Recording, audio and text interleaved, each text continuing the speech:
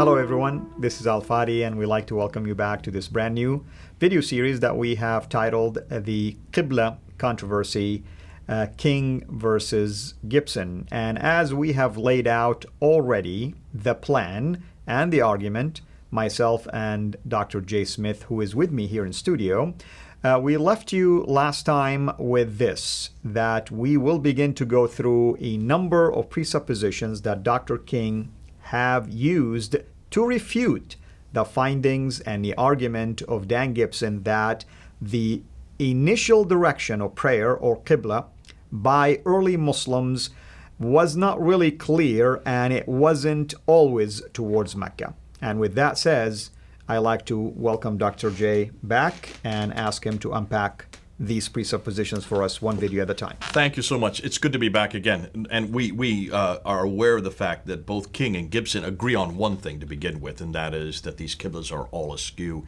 in the beginning periods, the 7th and 8th. Let's just start calling 7th, 8th, 9th. We're going to confuse the people, the viewers, because we're talking about 7th would be 600, 8th would be 700s. And what King says is that to understand what was happening in the 6 and 700s, since we have nothing written about it, which is in and of itself a rather curiosity to me. Why is it that the people in the 6 and 700s didn't write about it?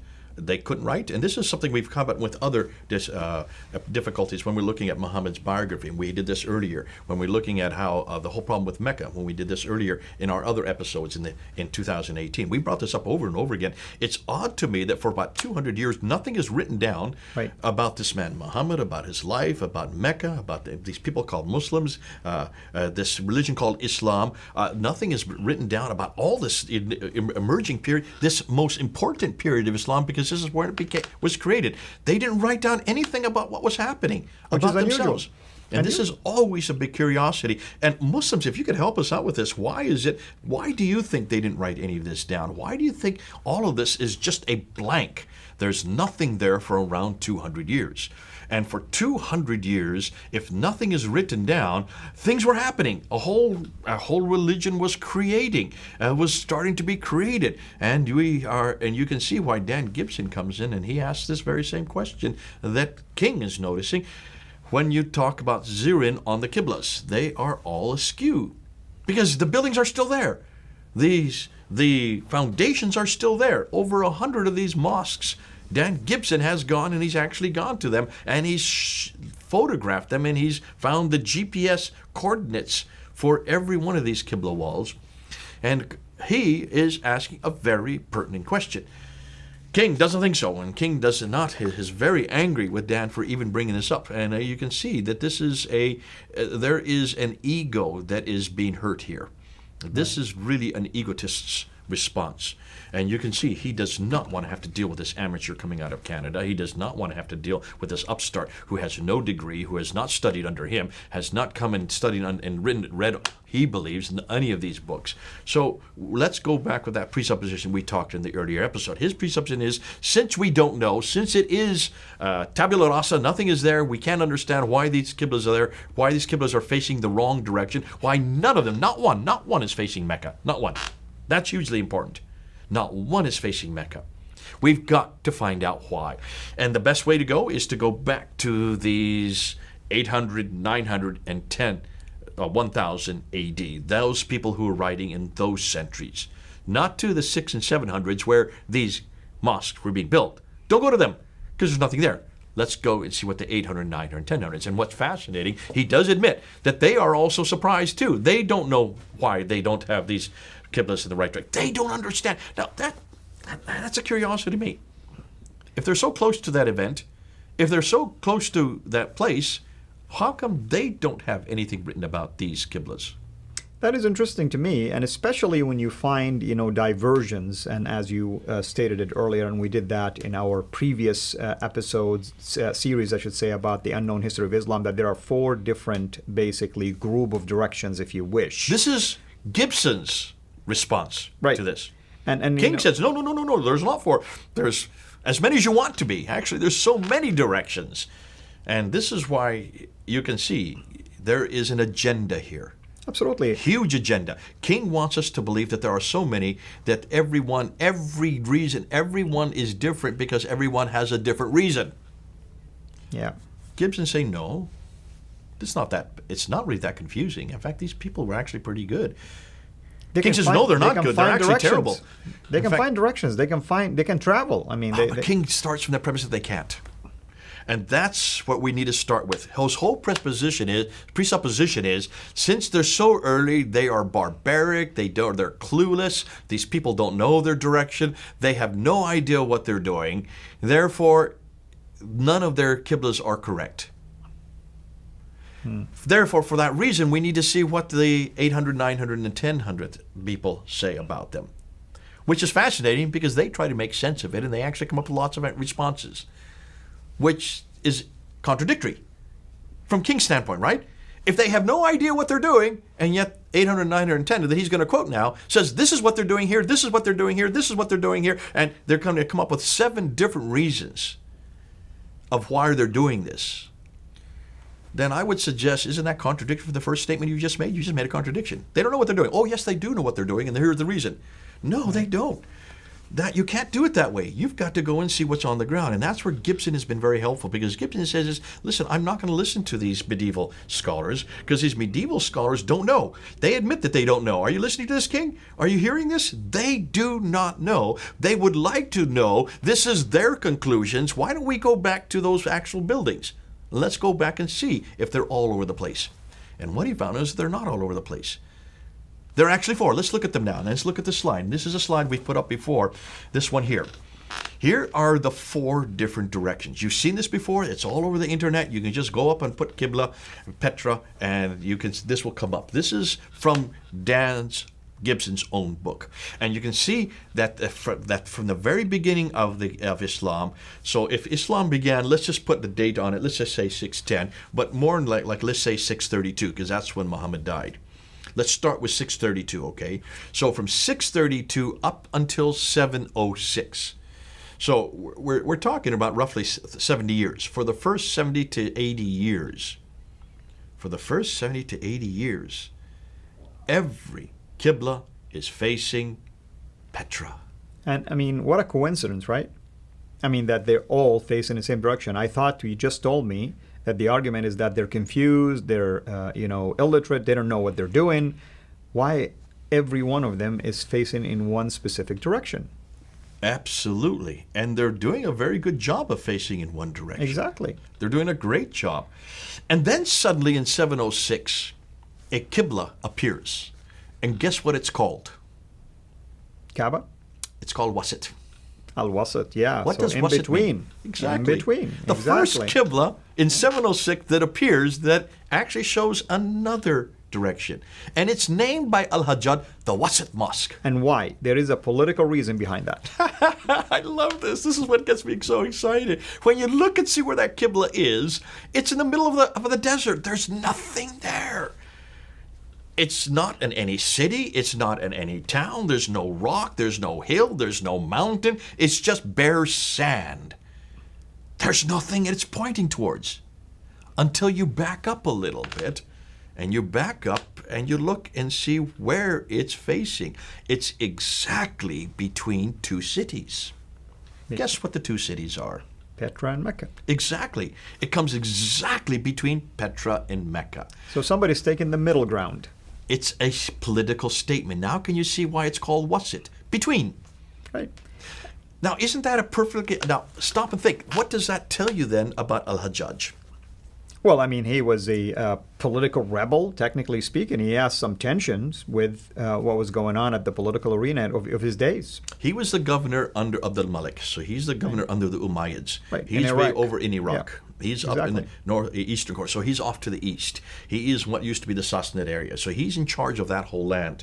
He is the one that comes and confronts and kills Ibn Zubayr, because Ibn Zubayr rebels against Abdul Malik. And goes all the way 687, south. and he takes the black stone and he takes it with him down to the south. That's right. Down, we don't know where. It doesn't say in any of the traditions that it says where it is. It doesn't say Mecca or anything like that. It's just to the Hijaz. Where is Right. the Hijaz? Well, that's the region where you find Mecca, Medina, Jeddah, all of that. It's a central which is part of the Arabia. western, yeah. So he goes down to that area. The western side of the area. Al-Hajjaj is commissioned to go and confront him. He does confront him. He kills him. And then he realizes that there's an awful lot of people that like Ibn Zubayr, that are supporting Ibn Zubayr. And Ibn Zubayr then allies himself with the Abbasids, who are headquartered way up in Baghdad. They're the ones that do not like the Umayyads. There is a tension between the Umayyads and the Abbasids. And you can see that tension is going to increase. So Al-Hajjaj decides that he is going to face this new direction that's not the Medina, it's not Mecca, nor is it Petra, it's right in between. So he's brilliant. He's saying, I'm not siding with this side or that side. Figure it out, we'll decide later. That's right. For now, we'll go in the middle. We're going in the middle. And then he has there are other mosques that come under his tutelage, all the mosques that are under his. Not just, we're going to actually go through that, but before we go to the next slide, what I want to do is look at the third one that comes up. Because then the green one there at the bottom, Mecca, then suddenly appears it says 109 AH, that's Al-Hijrah. Actually, that's 729 AD. As we know it in our calendar. So 720s, late 720, almost 730. So we're talking almost 100 years after Muhammad's death. You get the first Meccan mosque. Almost 100 years. Now remember, the Qibla was canonized according to Islamic tradition in 724. Right. We're now in 730. 624. Did I say 720? Yeah. 620. Thanks for correcting me. No problem. I'm getting That's old. my job. My gray hair, you can see, I'm getting senile. So 624 is when it was canonized. So any mosque coming after 624 should be facing Mecca. Correct. The first mosque that faces it is over 100 years later. Not 624. That's right. Not 629, 729. That's over 100 years later. And Dr. J, there is also the parallel, if you can shed some light on that. And then the parallel mosques come after that. And the parallel mosques are only in North Africa. In fact, what I want to do, before we go on, let's just look at this. So there was a confusion for the next 100 years, then 20 which face Petra are then followed by 20 which are in between. These are the ones that are commissioned by Al-Hajjaj. These are his mosques. Interestingly, when he dies, they stop facing in between. Isn't that interesting?